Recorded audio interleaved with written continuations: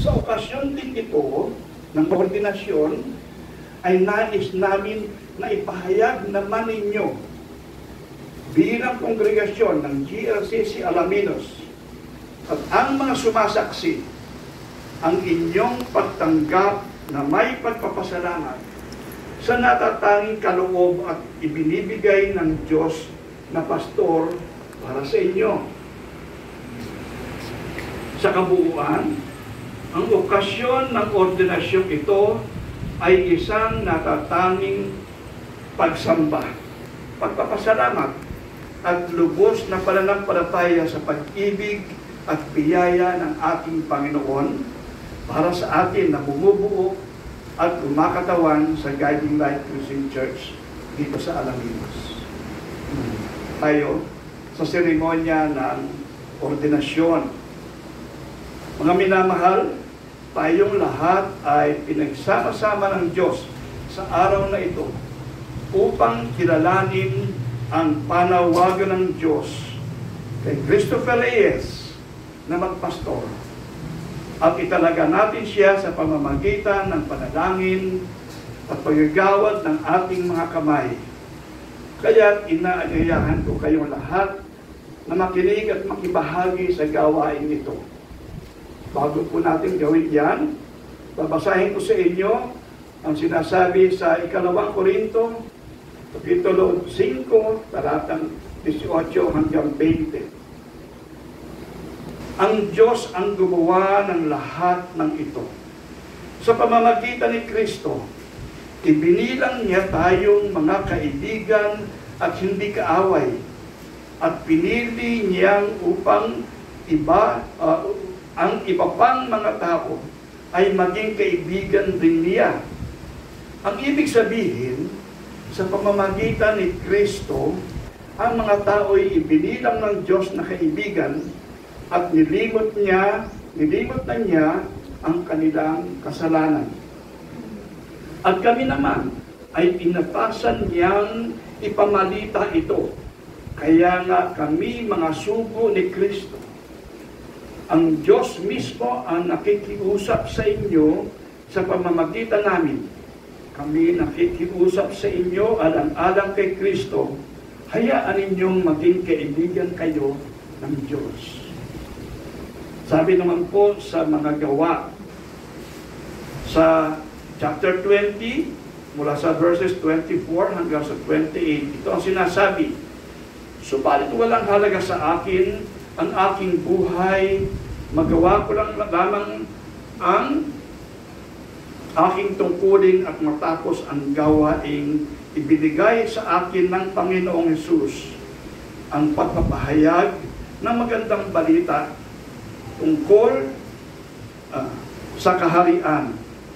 Ngayon, alam kong hindi na ninyo ako makikitang muli, kaya sa araw-araw na ito ay sinasabi ko, hindi ako mananagot kung mapahamak ang sino man sa inyo, sapagkat hindi ako nag-atubiling ipahayag sa inyo ang layunin ng Diyos.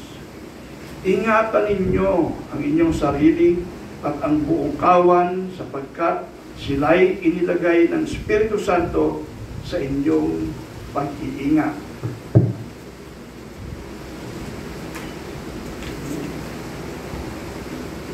Pangalagaan ninyo ang Iglesia ng Diyos na kanyang tinubos sa pamamagitan ng dugo ng kanyang anak.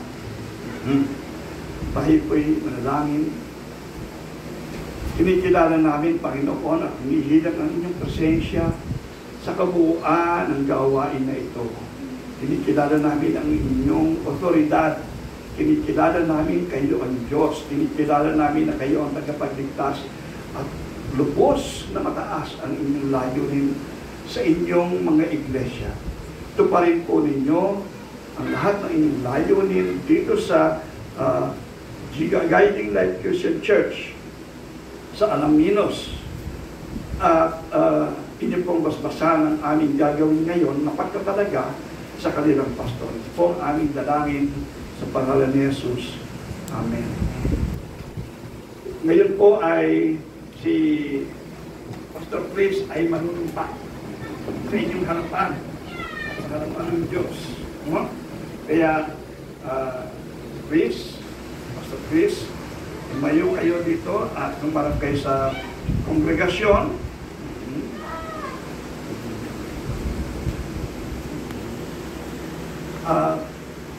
Itaas mo, Chris, ang iyong kamay.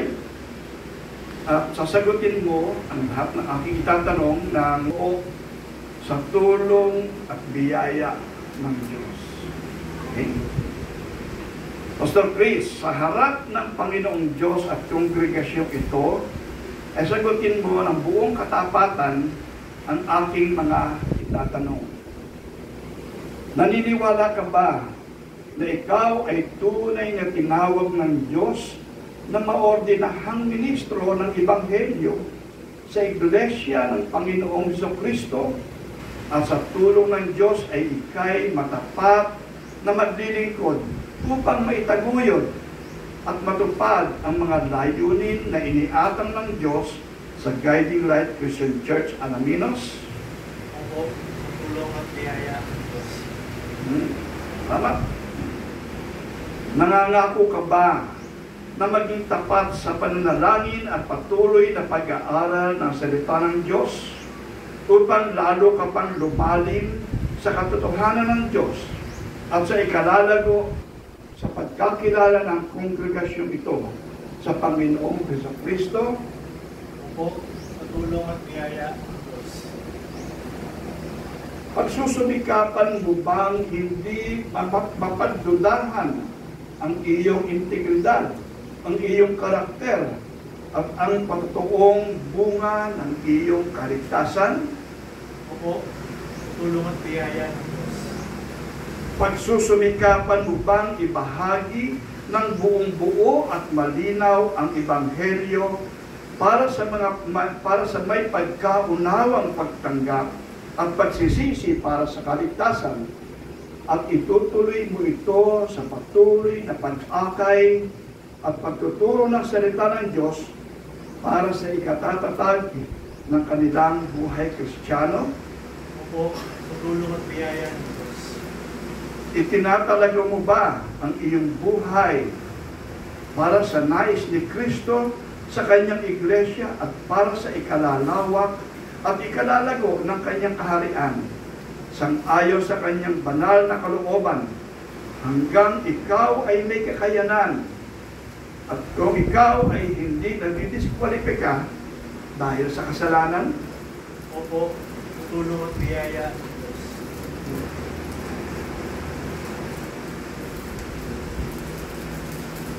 Maraming salamat. Dito baba ng kamay.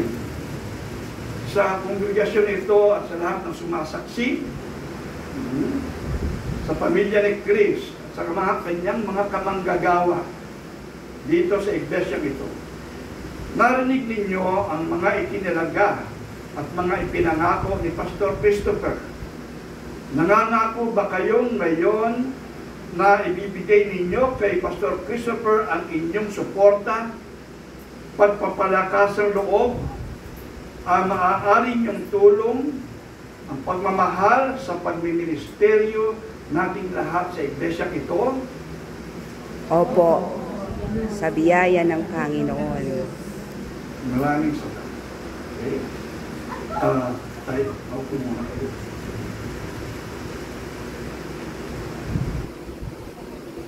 Tayo po'y manalangin. Ito po yung may handa kong panalangin ng pagtatalaga. At sa ating pananalangin, nilay ko si Chris na lumuhod dito. Ating iuunat ang ating mga kamay sa kanya.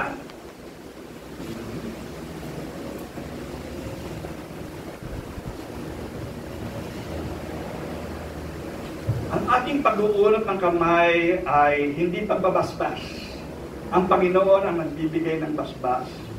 Ang ating pag-uunat ng ating mga kamay ay simbolo ng ating pagkilala sa paghirang at panawagan ng Diyos kay Pastor Christopher upang pagpastoran ang Guiding Light Christian Church Alaminos. Tayo'y manalangin. Aming Panginoong Diyos, Kinikilala po namin na may paggalang at pagpapasalamat na kayo ang tumawag kay Pastor Chris at nagbigay ng katungkulang pagpastulan ang inyong gawain at inyong mga kawan dito sa Guiding Light Christian Church Alaminos. Tanggapin po ninyo ang aming panalangin at ang aming paglalagat ng aming mga kamay bilang simbolo at pagpapahayag ng aming pagtanggap at pagpapasakop sa lahat ninyong layunin. Hinihiling po namin ang patuloy ninyong paghawak at pangunguna ng banal na Espiritu kay Pastor Chris. Hinihiling po namin ang inyong pagkakaloob kay Pastor Chris ng dunong at malalim na pagkaunawa sa inyong salita. Dito niya patuloy na makikita ang puso, ang pag-iisip at ang pag-ibig ng aming Panginoong Jesucristo at ang lahat ng mga apostol at ministrong pinagkalooban ninyo ng gawaing gaya nito. Ang inyong salita nawa ang patuloy na maghuhubog ng kanyang buong pagkatao at pakikipagtao saan man ninyo siya dalhin sa araw-araw. Sa inyong salita magmula ang lahat ng kanyang ituturo, ipapayo at ipapangaral. Dito manggagaling ang motibasyon, ang lakas, ang kaaliwan at saya na kakailanganin niya sa araw-araw sa kanyang pagpapastor. Amen.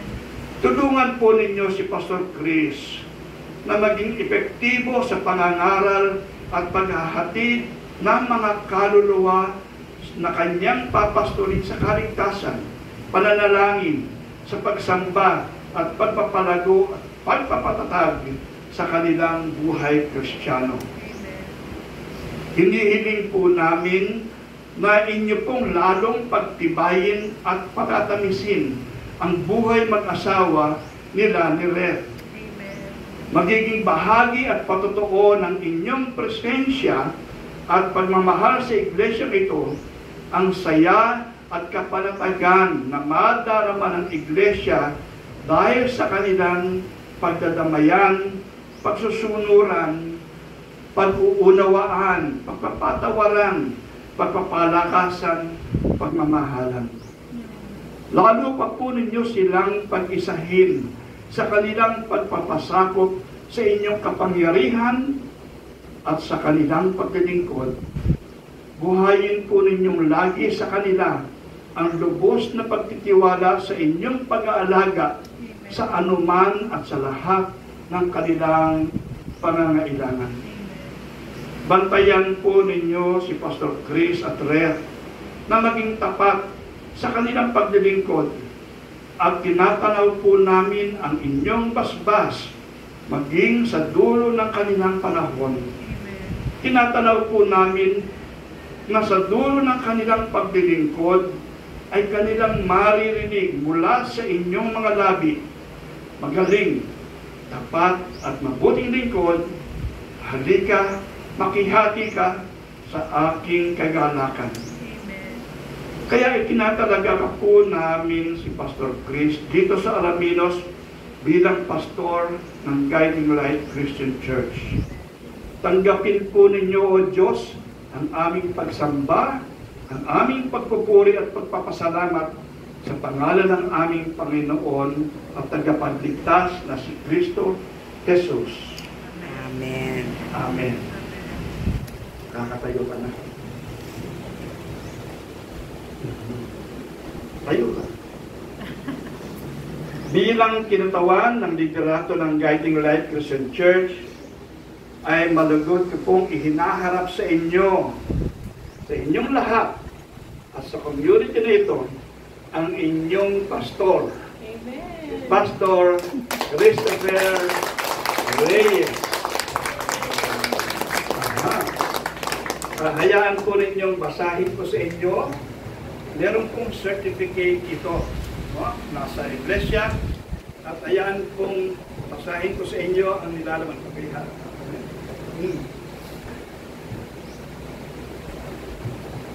Certificate of Ordination, ganyan po yan. Okay. Christopher A. Reyes was recognized and authorized as an ordained elder. Elder po ang tawag sa kabuuan ng mga pastoral leaders ng church. Was recognized and authorized as an ordained elder of Guiding Light Christian Church, conferring full ministerial understanding on the 13th day of April 2025 at Guiding Light Christian Church, Baguio City. Signed, Robert Casas, Florencio Ragos, Renato Eli, Ramon Moreno, Gary Estacio, Giuseppe Fernandez. Lahat po ng mga liderato ng Iglesia.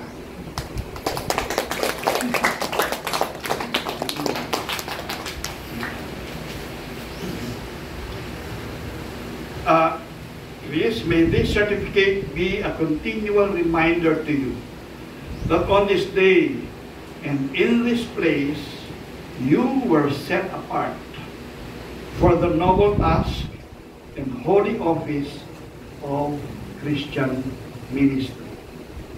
Okay.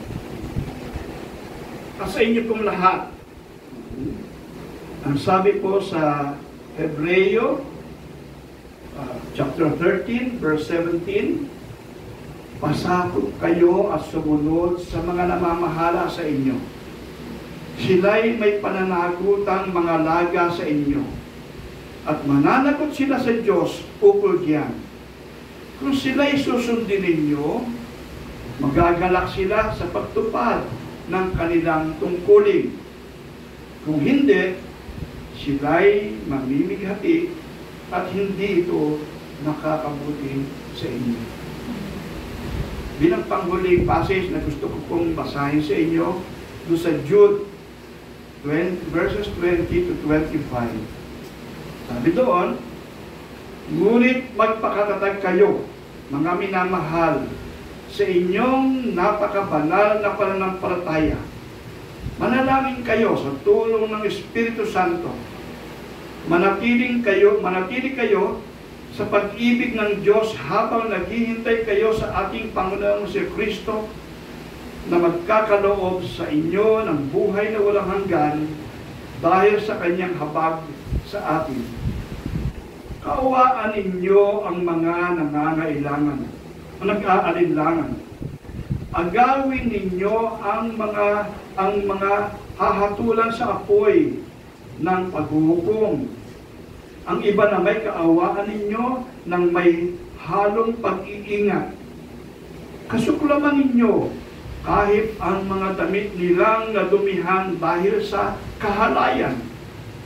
Sa Kanya na makakapag-ingat sa inyo upang hindi kayo magkasala at makapaghaharap sa inyo ng walang kapintasan at may malaking kagalakan sa kanyang kaluwalhatian. Sa iisang Diyos na ating tagapagligtas sa pamamagitan ni Jesucristo na Panginoon natin, sa kanyang kapurihan, karangalan, kaluwalhatian at kapangyarihan mula pa noong una, ngayon at magpakailanman. Amen. Amen. Tapos na po ang ating pabunasyon.